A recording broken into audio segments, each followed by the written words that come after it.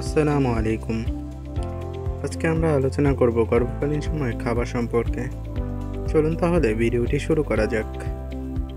জীবনের সব পর্যায়ে স্বাস্থ্যকর খাবার খাওয়াটা অত্যন্ত গুরুত্বপূর্ণ, কিন্তু গর্ভাবস্থায় বিশেষভাবে এটি জরুরি হয়ে পড়ে। সুষম খাবার আপনার সন্তানের বেড়ে ওঠা, বিকশিত হওয়া এবং সঠিক ওজন বজায় রাখতে সহায়তা করে। পরিবারের নতুন সদস্যের কল্যাণের জন্য কীভাবে আপনার খাবার তালিকায় পরিবর্তন আনবে সে সম্পর্কে জানতে না টেনে সম্পূর্ণ ভিডিওটি দেখুন। গর্ভধারণকালে সুষম খাবারের তালিকা। ফলমূল, টাটকা হিমায়িত শুকনো সব ফলই ভালো। খাবারের সময় আপনার প্লেটের অর্ধেক থাকা উচিত ফলমূল এবং সবজি। শাকসবজি, টাটকা ক্যানে সংরক্ষণ করা হিমায়িত বা শুকিয়ে সংরক্ষণ করা শাকসবজি, এগুলোর যে কোনোটি আপনি খেতে পারেন। সালাদের জন্য পাতাওয়ালা গাঢ় সবুজ শাকসবজি পুষ্টিকর।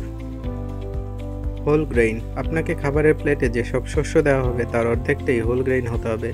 হোল গ্রেইন হলো সেই সমস্ত খাবার যেগুলো প্রকৃতিজাত নয় এবং খাদ্যজাত পুরোটাই থেকে আসা, যেমন ওটস, বার্লি, কুইনোয়া, কাউনের চাল ইত্যাদি।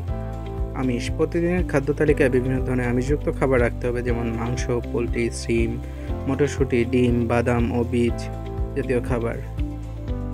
ডেইরি সামগ্রী, ডেইরি পণ্যের মধ্যে দুধ এবং দুগ্ধজাত পণ্য যেমন পনির, দই এগুলো ভালো খাবার। স্নেহ জাতীয় খাবার, স্বাস্থ্যকর ফ্যাট অন্যান্য খাবারে পাওয়া যায়, যেমন কিছু কিছু মাছ, অ্যাভোক্যাডো ও বাদাম। খাবারের তেল আছে উদ্ভিজ্জ তেল, যেমন অলিভ অয়েল এবং ক্যানোলা অয়েল ইত্যাদি। গর্ভাবস্থায় কোন ভিটামিন এবং খনিজ দরকার হয়? ক্যালসিয়াম, আপনার সন্তানের দাঁত এবং হাড় গঠনের জন্য ক্যালসিয়াম অত্যন্ত গুরুত্বপূর্ণ। এই জন্য প্রতিদিন 1000 মিলিগ্রাম ক্যালসিয়াম গ্রহণ করতে হবে। দই, দুধ, পনির, পাতাযুক্ত গাঢ় সবুজ শাকসবজি ক্যালসিয়ামের ভালো উৎস। আয়রন, প্রতিদিন 27 মিলিগ্রাম আয়রন গ্রহণের চেষ্টা করুন। আয়রন আপনার শরীরে লোহিত রক্তকণিকার গর্ভে বাড়তে থাকা সন্তানকে অক্সিজেন সরবরাহে সহায়তা করে। আপনি এটা পাবেন চর্বিহীন মাংস, রেড মিট, পোলট্রি, মটরশুঁটি ও শিমে। আয়োডিন, আপনার সন্তানের মস্তিষ্কের যথাযথ বিকাশের জন্য প্রতিদিন 220 মাইক্রোগ্রাম আয়োডিন প্রয়োজন। আপনি আয়োডিন পাবেন ডেইরি পণ্য, সামুদ্রিক খাবার, মাংস ও ডিমে। কোলিন, আপনার গর্ভের ভ্রূণের মস্তিষ্ক ও মেরুদণ্ড বিকাশে প্রয়োজনীয় পুষ্টি উপাদান কোলিন। গর্ভাবস্থায় প্রতিদিন আপনাকে এটা 450 মিলিগ্রাম করে গ্রহণ করতে হবে। এর জন্য দুধ, ডিম, বাদাম ও সয়া পণ্য খাদ্য তালিকায় রাখতে হবে। ভিটামিন এ, গাজর, মিষ্টি আলু, সবুজ শাক, সবুজ পাতাওয়ালা সবজি, এগুলো সব কিছুতেই ভিটামিন এ থাকে। ভিটামিন এ আপনার সন্তানের হাড়ের বেড়ে ওঠা, দৃষ্টিশক্তি তৈরি ও ত্বকের বিকাশের জন্য প্রয়োজন। প্রতিদিন আপনাকে 770 মাইক্রোগ্রাম পর্যন্ত ভিটামিন এ গ্রহণ করতে হবে। ভিটামিন সি, গর্ভের সন্তানের মাড়ি, দাঁত ও হাড়ের বিকাশের জন্য প্রতিদিন আপনার 85 মিলিগ্রাম ভিটামিন সি গ্রহণ করতে হবে। লেবু, কমলা, জাম্বুরার মতো বিভিন্ন সাইট্রাস ফল, ব্রোকলি, টমেটো ও স্ট্রবেরিতে ভিটামিন সি থাকে। ভিটামিন ডি, সূর্যের আলো, ফোর্টিফাইড মিল্ক, এক্সট্রা ভিটামিন ও খনিজ যুক্ত দুধ, স্যামন ও সার্ডিনের মতো চর্বিযুক্ত মাছ, এগুলো আপনাকে প্রতিদিনের প্রয়োজনীয় 600 ইন্টারন্যাশনাল ইউনিট ভিটামিন ডি পেতে সহায়তা করবে। ভিটামিন ডি আপনার শিশুর হাড় এবং দাঁত গঠন, ভালো দৃষ্টিশক্তি এবং ত্বকের বিকাশে সহায়তা করবে। ভিটামিন বি6 আপনার শিশুর লোহিত রক্তকণিকা তৈরিতে সহায়তা করবে। প্রতিদিন আপনাকে 1.9 মিলিগ্রাম ভিটামিন বি6 গ্রহণ করতে হবে। গরুর মাংস, শূকরের মাংস, হোল গ্রেইন সিরিয়াল ও কলা ভিটামিন বি6 এর ভালো উৎস। ভিটামিন বি12, আপনার গর্ভের সন্তানের স্নায়ুতন্ত্রের বিকাশ এবং লোহিত রক্তকণিকা তৈরিতে ভিটামিন বি12 গুরুত্বপূর্ণ। মাছ, মাংস, পোলট্রি ও দুধ ভিটামিন বি12 এর উৎস। প্রতিদিন আপনাকে 2.6 মাইক্রোগ্রাম ভিটামিন বি12 গ্রহণ করতে হবে।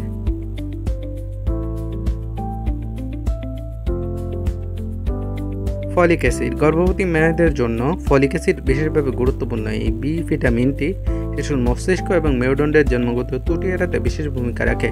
এটা ভ্রূণ এবং প্লাজেন্টার বৃদ্ধি ও বিকাশে সহায়তা করে। বাদাম, গাঢ় সবুজ পাতাওয়ালা শাকসবজি, শিম, কমলা, লেবুর রস প্রতিদিনের প্রয়োজনে 600 মাইক্রোগ্রাম ফলিক অ্যাসিড পেতে সহায়তা করবে। যদিও এ পরিমাণ ফলিক অ্যাসিডের চাহিদা পূরণের জন্য শুধু খাবার যথেষ্ট নয়। গর্ভাবস্থায় কোন কোন খাবার এড়িয়ে চলা উচিত? কাঁচা, পাস্তুরান ছাড়া দুধ এবং এই ধরনের দুধ থেকে তৈরি কোমল পনির, এগুলোতে লিস্টেরিয়া নামক এক ধরনের ব্যাকটেরিয়া থাকতে পারে, যা লিস্টেরিওসিস নামের এক ধরনের রোগ তৈরি করতে পারে। কাঁচা এবং পুরোপুরি রান্না না হওয়া মাংসজাত পণ্য যেমন সসেজ, কোল্ড কাট, এগুলোতে টক্সোপ্লাজমা গন্ডির মতো পরজীবী এবং স্যালমোনেলা লেসেটোরিয়ার মতো ব্যাকটেরিয়া থাকতে পারে। মেয়াদোত্তীর্ণ খাবার, কারণ সেগুলোতে ব্যাকটেরিয়া থাকতে পারে। কিছু মাছে উচ্চ মাত্রায় পারদ বা মার্কারি থাকে এবং এগুলো এড়িয়ে চলতে হবে। বেশিরভাগ শিকারি মাছ যেমন হাঙর, সোর্টফিশ, মার্লিন এবং কিং ম্যাকেরেল মার্কারি বেশি থাকে। কাঁচা মাছ ও সি ফুড, কারণ এগুলোতে উচ্চমাত্রায় ব্যাকটেরিয়া ও পরজীবী থাকতে পারে।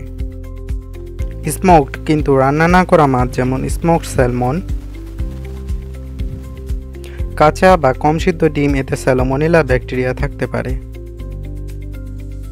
রান্না না করা অঙ্কুরিত বীজ, খাদ্যশস্য, শিম, কাঁচা মূলা, শিম ও আলফালফার বীজ এবং রেডি টু ইট সালাদ এসব খাওয়া থেকে বিরত থাকতে হবে, কারণ এগুলোতে লিস্টেরিয়া, স্যালমোনেলা, ইকৌলির মতো ক্ষতিকর ব্যাকটেরিয়া থাকতে পারে। যকৃত, লিভার, অন্যান্য অঙ্গের মাংস। যকৃতে প্রচুর পরিমাণে আয়রন থাকলেও এটা গর্ভধারিণী নারীদের খেতে বলা হয় না, কারণ এতে উচ্চমাত্রায় ভিটামিন এ থাকে এবং এই মাংসে বিষক্রিয়ার ঝুঁকি থাকে। গর্ভবতী মার জন্য কিভাবে নিরাপদ খাবার প্রস্তুত করা যায়? ব্যবহারের পর সব পাত্র ভালোভাবে ধুয়ে নিতে হবে। খাওয়ার আগে সাবান দিয়ে 2 হাত ভালোভাবে ধুতে হবে। মাংস পুরোপুরি রান্না করতে হবে, যথাযথ তাপমাত্রায় সংরক্ষণ করতে হবে। রান্না না করা শাকসবজি, সালাদের সবজি এবং ফলমূল খুব সতর্কতার সঙ্গে ভালোভাবে ধুয়ে নিতে হবে। রান্নার পরপরই খাবার খেয়ে নিতে হবে। গর্ভাবস্থায় কতটা বেশি খাওয়া দরকার? প্রথম 3 মাসে আপনার কোনো বাড়তি খাবারের দরকার নেই। দ্বিতীয় 3 মাসে প্রতিদিন 340 ক্যালোরি বাড়তি দরকার হবে। আর শেষ 3 মাসে আপনার প্রতিদিন অতিরিক্ত 450 ক্যালোরি দরকার হবে। বাড়তি শক্তির জন্য হাতের কাছে স্বাস্থ্যকর হালকা খাবার যেমন বাদাম, দই এবং তরতাজা ফলমূল রাখবেন। এই বিষয়ে উপযুক্ত পরিকল্পনা পেতে আপনার স্বাস্থ্য সেবাদাতার সাথে কথা বলুন। যথেষ্ট পরিমাণে ফলিক অ্যাসিড কীভাবে পাওয়া যাবে? শুধু খাবার থেকে দৈনিক 400 মাইক্রোগ্রাম ফলিক অ্যাসিড পাওয়া কঠিন হয়। আপনি প্রতিদিন সম্পূরক হিসেবে অন্তত 400 মাইক্রোগ্রাম ফলিক অ্যাসিড সেবন করতে পারেন। তাতে আপনার প্রয়োজনটা পূরণ হবে। আপনি সন্তান নেওয়ার পরিকল্পনা করার সময় গর্ভধারণ নিশ্চিত হলে এটা নেওয়া শুরু করতে পারেন। আপনার জন্য কোন সম্পর্কটি উপযুক্ত সেটা বোঝার জন্য আপনার চিকিৎসকের সঙ্গে কথা বলুন। বিভিন্ন রোগের কারণ, লক্ষণ ও প্রতিকার এবং প্রতিরোধের ঔষধ নিয়ে বিস্তারিত জানতে ইউটিউব চ্যানেলটিকে সাবস্ক্রাইব এবং ফেসবুক পেজটিকে ফলো করে রাখতে পারেন। প্রয়োজনীয় মনে হলে ভিডিওগুলো বন্ধুদের সাথে শেয়ার করে দিতে পারেন। সম্পূর্ণ ভিডিওটি দেখার জন্য ধন্যবাদ। আসসালামু আলাইকুম। আল্লাহ হাফেজ।